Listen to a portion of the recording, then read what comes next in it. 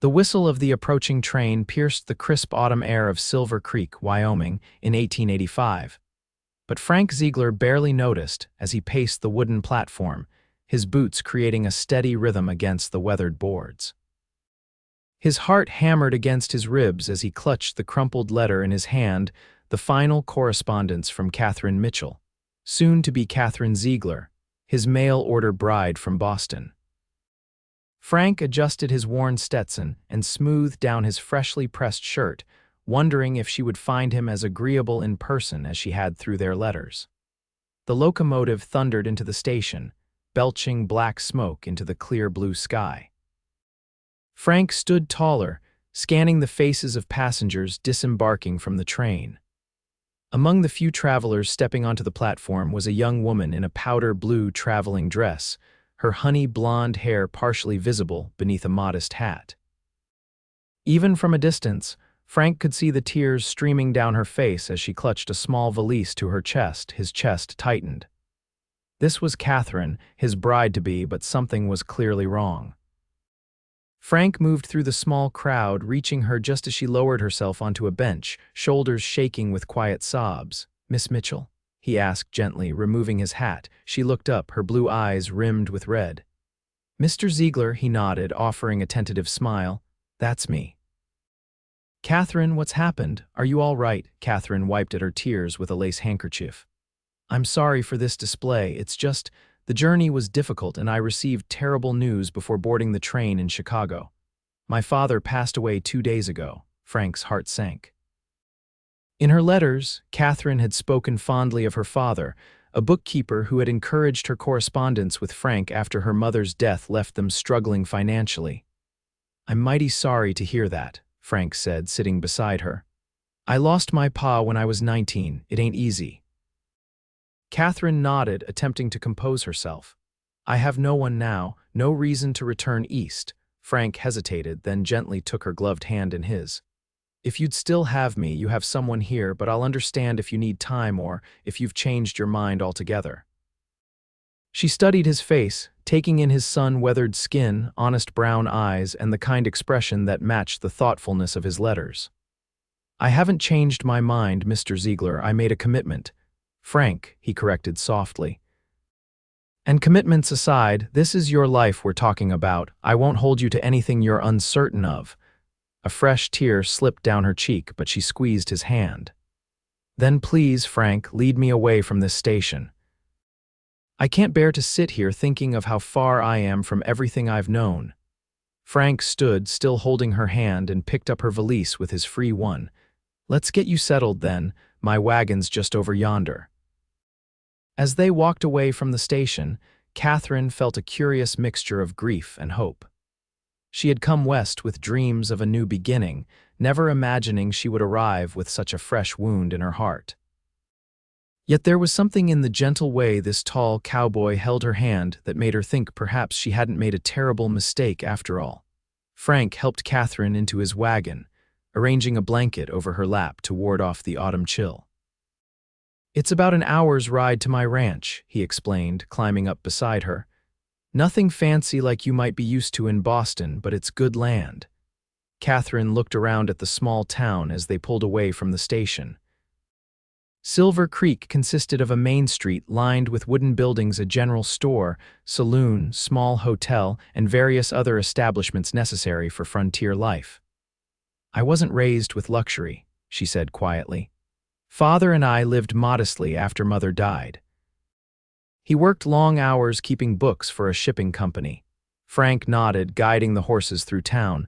"In your letters, you mentioned being a teacher's assistant. Was that something you enjoyed?" The question brought a hint of a smile to Katherine's face. "Very much. I taught the youngest children their letters and numbers. I'll miss them terribly." "Silver Creek has a schoolhouse," Frank mentioned.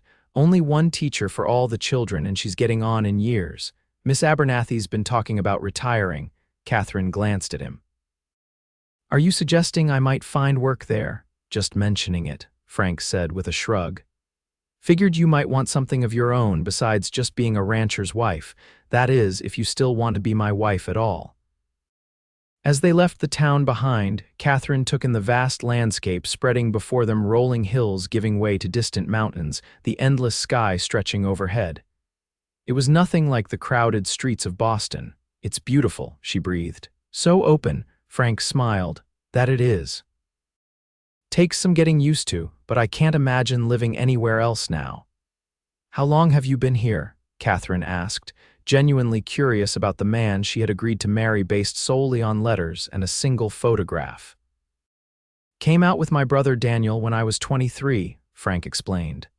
"That was 8 years ago. We pooled our savings to buy the land, started with just a few head of cattle and built from there." His expression darkened slightly. "Daniel took ill with fever 3 years back, didn't make it. Been running things on my own since then." Katherine felt a pang of sympathy. "I'm sorry about your brother. Thank you. It was hard losing him." Frank was quiet for a moment. "That's partly why I decided to find myself a wife. The loneliness gets to wearing on a man." His honesty touched Katherine. In their correspondence, Frank had always been forthright about his circumstances and his reasons for seeking a bride. He wasn't a romantic man by nature, but there was something deeply appealing about his straightforward manner. "I understand loneliness," she said softly. They rode in companionable silence for a while, each lost in their own thoughts. The road followed a winding creek, the water glinting in the afternoon sunlight. "We should talk about arrangements," Frank said eventually. "I've fixed up the spare room for you, I thought we might take some time to get properly acquainted before the wedding. Reverend Walsh can marry us whenever we're ready." Katherine felt a wave of relief. "That's very considerate of you, Frank. I appreciate it." "I know this isn't how either of us imagined things would go," he said, "with you arriving in such circumstances. There's no rush." As they crested a hill, Frank pointed ahead. "There it is, Ziegler Ranch." Katherine followed his gesture and saw a modest but well-maintained homestead nestled in a valley. A 2-story wooden house with a wide porch stood near a large barn and several outbuildings. Cattle grazed in the distance, and a small garden was visible beside the house. "It's lovely," Katherine said, and meant it. The place had a welcoming feel despite its isolation. Frank looked pleased. "Been adding to the house bit by bit. Put on that 2nd story last year, thought a family might need the room someday." The implication hung in the air between them, the future they had tentatively planned through their letters, with children and a shared life. Katherine felt her cheeks warm slightly. As they approached the ranch, a dog came bounding out to greet them, a black and white border collie who barked excitedly at their arrival. "That's Scout," Frank said with a smile. "Best cattle dog in the territory and a good companion." The dog ran circles around the wagon as Frank brought it to a stop in front of the house. A middle-aged woman emerged from the front door, wiping her hands on an apron. "That's Mrs. Holloway," Frank explained. "She comes by 3 times a week to help with cooking and housekeeping. I asked her to prepare a special dinner tonight and get the house ready for your arrival." "Welcome, Miss Mitchell," Mrs. Holloway called, smiling warmly. "I've got a stew simmering and fresh bread just out of the oven." Frank helped Katherine down from the wagon. Her legs felt stiff after the long journey and she stumbled slightly. Frank's strong hands steadied her, and for a moment they stood close, his touch firm but gentle. Katherine looked up into his face and saw concern in his eyes. "Careful now," he murmured. "You must be exhausted." "It has been a long journey," she admitted. Frank nodded to Mrs. Holloway. "Perhaps you could show Miss Mitchell to her room so she can rest before dinner." "Of course," the older woman said kindly. "Come along, dear. I've put fresh linens on the bed and drawn water for washing up."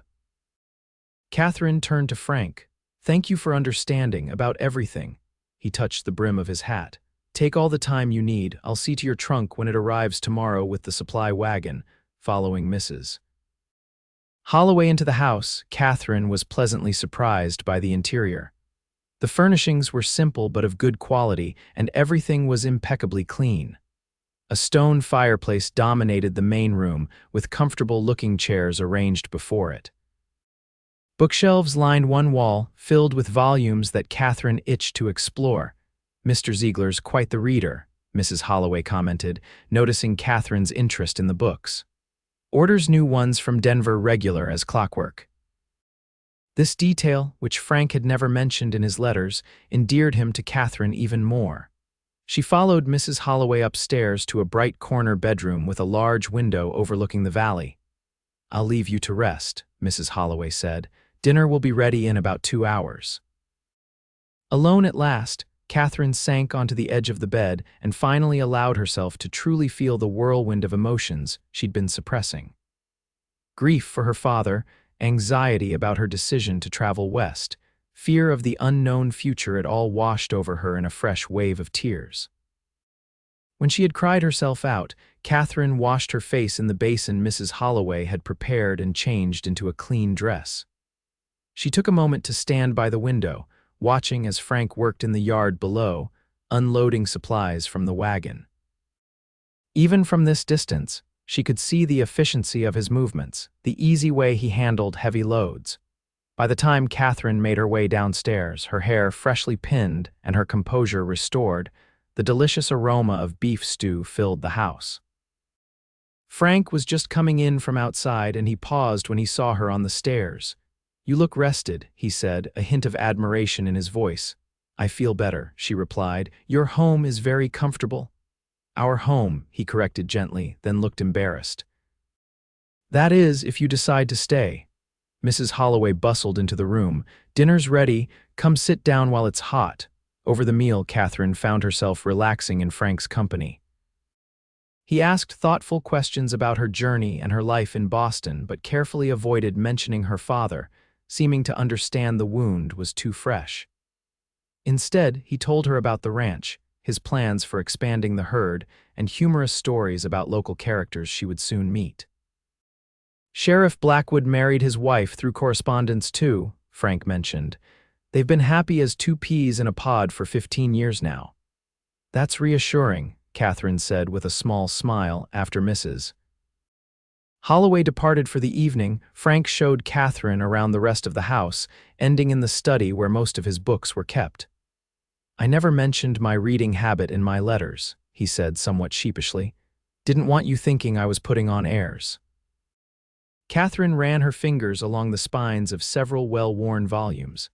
"I love books. Father used to bring me one every month from the second-hand shop near his office." Frank's expression softened. "You're welcome to read anything here. And if there's something special you'd like, I can order it next time the catalog comes." The thoughtfulness of the offer brought tears to Katherine's eyes again. "You're very kind, Frank," he shook his head. "Just practical. What good is having a home if you can't be comfortable in it?" That night, lying in her new bed listening to the unfamiliar sounds of the Wyoming countryside, Katherine thought about the strange turn her life had taken. She had come west expecting to meet a stranger and become his wife out of necessity. Her father's mounting debts had left her few options. Now, with her father gone and those debts no longer her concern, she could technically return east. But to what? She had no family left, no real prospects in Boston. And there was something about Frank Ziegler, his quiet strength, his consideration, the way his eyes crinkled when he smiled, that made her want to know him better. The following morning, Katherine woke to sunlight streaming through her window and the smell of coffee wafting up from downstairs. She dressed quickly in a practical brown skirt and white shirtwaist, pinning her hair in a simpler style than she would have worn in Boston. Frank was at the stove when she entered the kitchen, frying bacon in a cast iron pan. He turned at her approach, a look of pleased surprise crossing his face. "Good morning. I hope I didn't wake you. Wasn't sure what time you usually rise." "Good morning," she replied. "I'm normally an early riser, but the journey tired me more than I realized." Frank nodded toward the coffee pot. "Help yourself." "Not as fancy as city coffee, I expect, but it does the job." Katherine poured herself a cup, adding a small amount of sugar from the bowl on the table. "What are your plans for today?" "Need to check on a stretch of fence in the north pasture," he said, sliding bacon onto 2 plates. "One of the hands reported it was damaged in last week's storm. Then I've got to ride into town for some supplies." He hesitated. "You're welcome to come along to town if you'd like. Might do you good to meet some folks." The thought of facing strangers so soon after her arrival made Katherine nervous, but she recognized the wisdom in beginning to integrate into the community. "I think I would like that." Frank looked pleased. "We'll go after lunch then. This morning, feel free to explore the place. Scout will stick close if you want to walk outside. He's taken a shine to you already." As if on cue, the border collie thumped his tail against the floor from his spot near the door. After breakfast, Frank rode out to check the fencing, and Katherine took the opportunity to familiarize herself with what might become her permanent home. The house was larger than it appeared from outside, with the main floor containing the kitchen, dining room, sitting room, and Frank's study.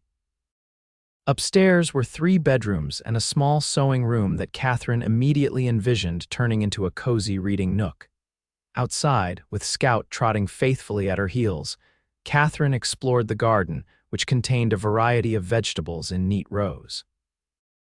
A small orchard of apple trees stood behind the house, and chickens pecked contentedly in a fenced yard near the barn. Everything spoke of care and attention to detail. When Frank returned around midday, Katherine was in the kitchen, having prepared a simple lunch of sandwiches using bread misses. Holloway had left. "You didn't have to do that," Frank said, washing up at the sink. "I wanted to," Katherine replied. "I can't contribute much yet, but I can at least make a sandwich." They ate together at the kitchen table, and Katherine found herself studying Frank when he wasn't looking. His hands were calloused from work but clean and careful in their movements. His face was tanned from the sun, with laugh lines around his eyes that hinted at a good nature.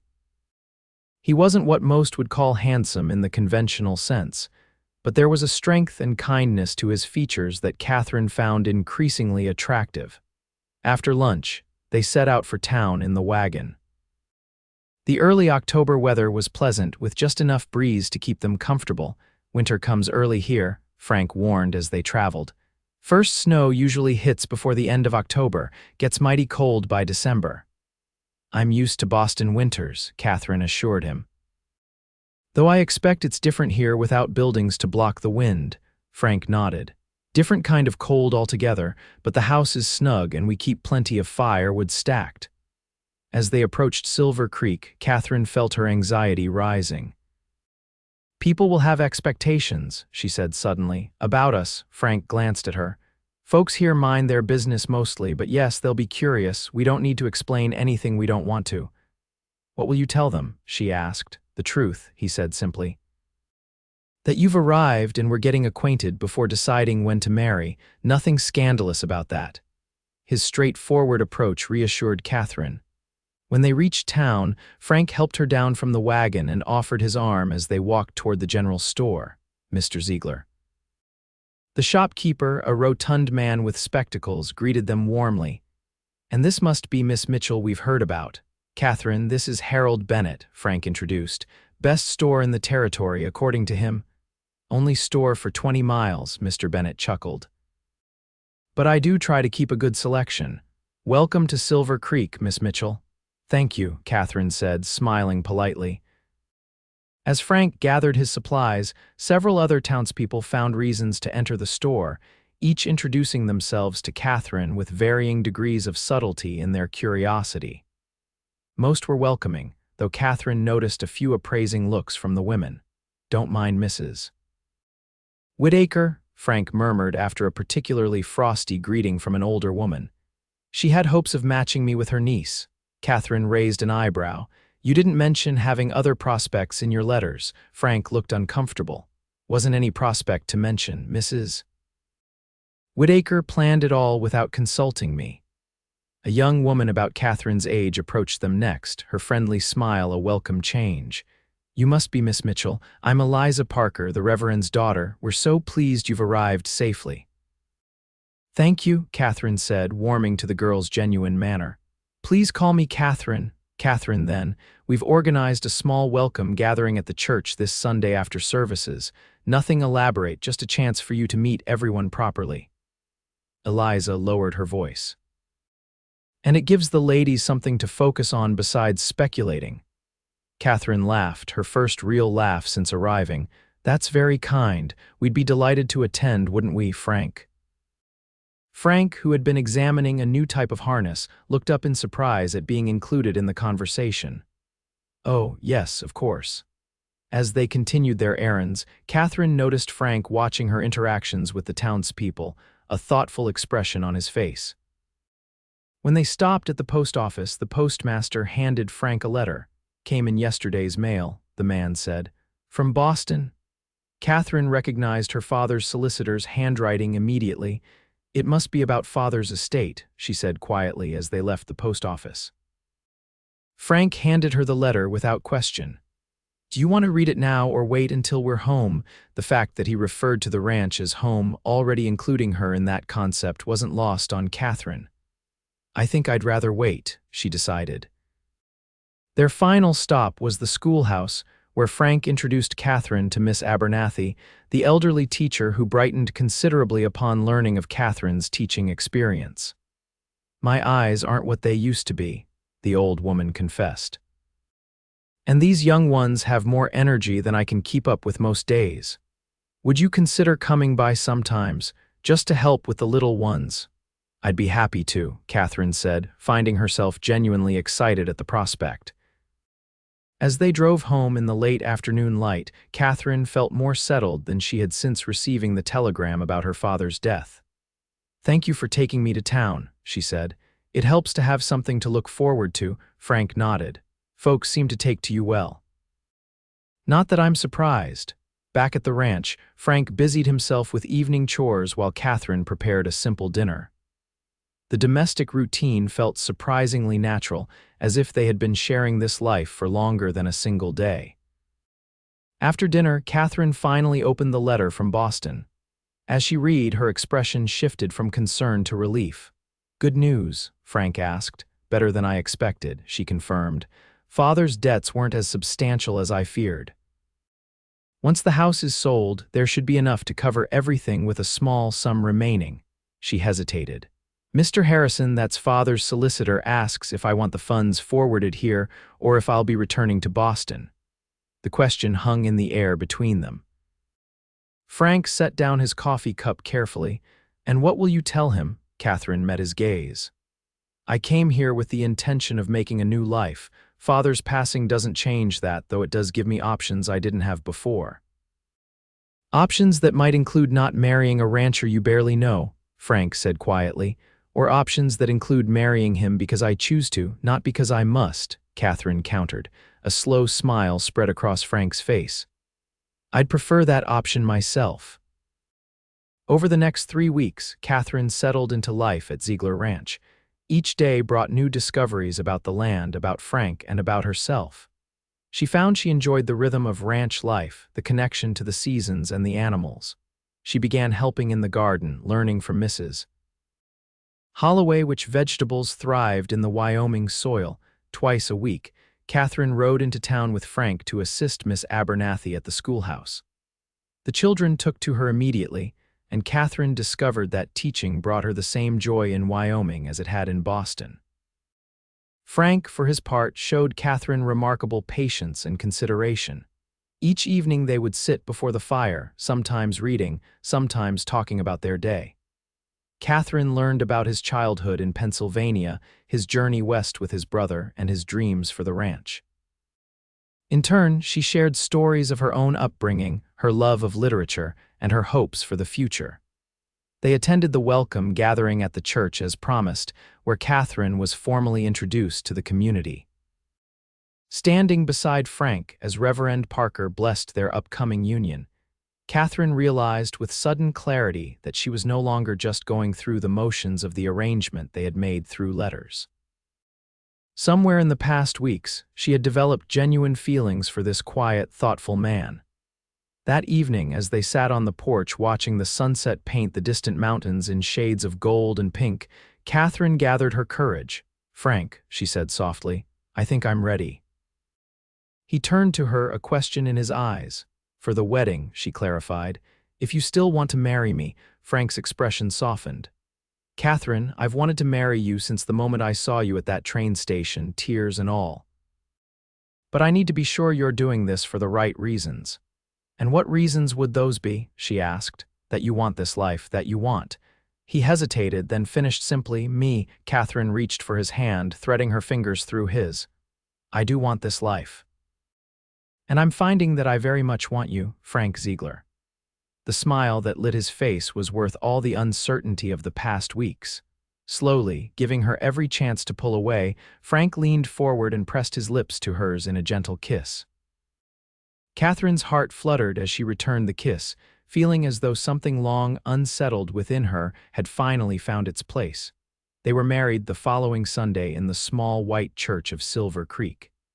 Katherine wore a simple cream-colored dress that Mrs.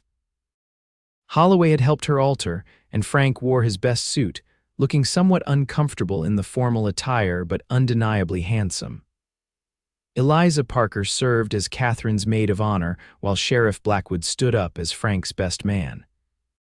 As Reverend Parker pronounced them husband and wife, Katherine thought of how differently everything had turned out from what she had expected when she boarded that train in Boston. She had come west out of necessity, arriving in tears and uncertainty. Now, as Frank's wife, she felt a sense of purpose and belonging she hadn't known was possible. The community celebrated with them at her reception in the church hall, and by late afternoon, the newlyweds were heading home to the ranch, their ranch now, truly shared between them.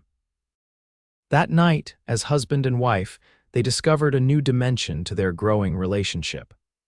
Frank's tenderness and consideration extended to the most intimate aspects of marriage, and Katherine found herself falling even deeper in love with the man who had so carefully won her heart. As autumn gave way to winter, the ranch was blanketed in snow just as Frank had predicted. The house remained warm and snug, with fires blazing in the hearths and delicious meals shared at the kitchen table. Katherine continued her work at the schoolhouse when weather permitted, and in December, she received a letter from Mr. Harrison in Boston confirming that her father's house had been sold and enclosing a draft for the remaining funds. "What will you do with it?" Frank asked when she showed him the letter. Katherine smiled. "I was thinking we might use it to expand the orchard, and perhaps set some aside for our children's education someday." Frank's eyes widened slightly. "Children?" Katherine took his hand and placed it gently on her abdomen. "Perhaps sooner than we planned." The joy that spread across Frank's face was all the confirmation Katherine needed that she had made the right choice that day at the train station, when a kind cowboy had taken her hand and led her away from grief toward a new beginning. By spring, the signs of new life were everywhere in the budding trees, the calves in the pasture, and the gentle swell of Katherine's growing belly. Standing on the porch one evening, Frank's arms wrapped around her from behind, Katherine thought about the tearful young woman who had arrived the previous autumn, heartbroken and uncertain. "Any regrets?" Frank murmured against her hair, as if reading her thoughts. Katherine turned in his arms to face him, rising on tiptoe to press a kiss to his lips. "Not a single one." And as the Wyoming sunset painted the land in gold, Katherine knew that the tears she had shed upon her arrival had washed away an old life to make room for something far more precious, a love she had never expected, but now couldn't imagine living without.